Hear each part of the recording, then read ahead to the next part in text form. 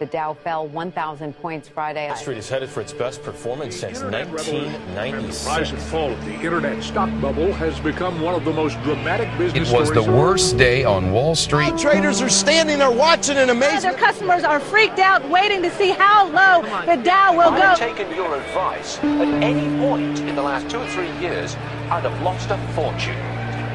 We haven't seen anything like this probably since the Great Depression. Our all-time high for the S&P 500.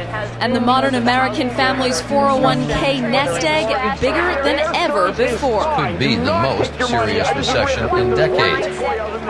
With Wall Street shaken to its very foundation. Dollars in market value today alone. The numbers even more dramatic when you're looking at the Dow for 3 years. There it is, down.